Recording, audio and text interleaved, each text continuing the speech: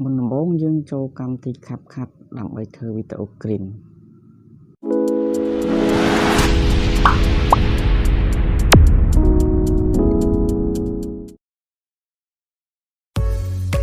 បន្ទាប់មកទៀតយើងធ្វើការ remove background វាចោល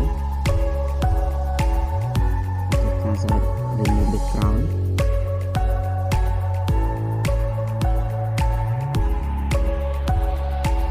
ពីយើងបានរៀន background នេះចេញផ្ទៃពណ៌ហ្នឹងហើយយើង change color វាទៅយើងដាក់ពណ៌បៃតងមក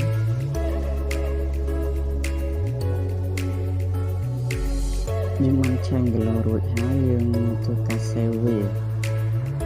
ហើយបន្ទាប់ពីយើង save យើងទៅបើកកម្មវិធីនេះទៀតគឺកម្មវិធី Kinemaster របស់យើង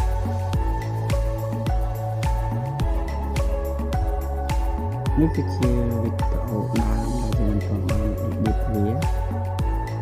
បន្ទាប់មកយើងថត screen មកទុកសិនមក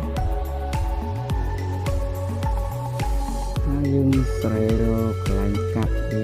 កាត់គឺកន្លែងយើងលាបដៃនេះហើយយើងកាត់ជា2តែម្ដង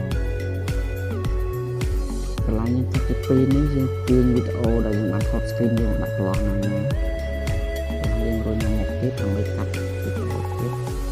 យើងកន្លែងយើងដើរមកមុខនេះកាត់តាមហ្នឹងរូបយើងនេះយើងទាញវាវែងតិចមក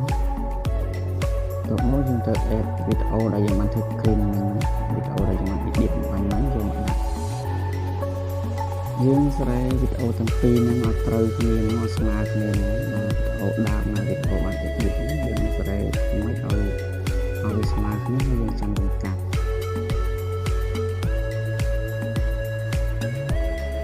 យើងទាញឲ្យស្មើនឹងកន្លោះនេះមកrồiយើងព្រិចរូបនឹងធំ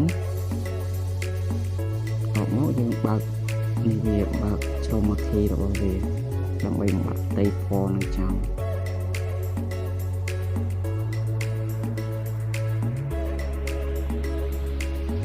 រួចហើយយើងចុចលើរូបរបស់យើងហើយចុចរូបកូនសោចុចលើបូកមកហើយទាញរូបមកឡើងលើដូចខុសមកហើយយើងចុចវាធ្វើយ៉ាងរហូតដល់អស់ដែលយើងកំណត់រូបភាពដែលយើងកំណត់ហ្នឹង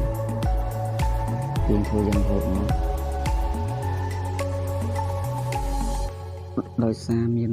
សំឡេងរំខានអញ្ចឹងខ្ញុំសូមបិទសំឡេងដោយសារមិនអធិប្បាយអីទៀតទេគឺខ្ញុំដាក់ជាបទសាច់ភ្លេងយកតែម្ដង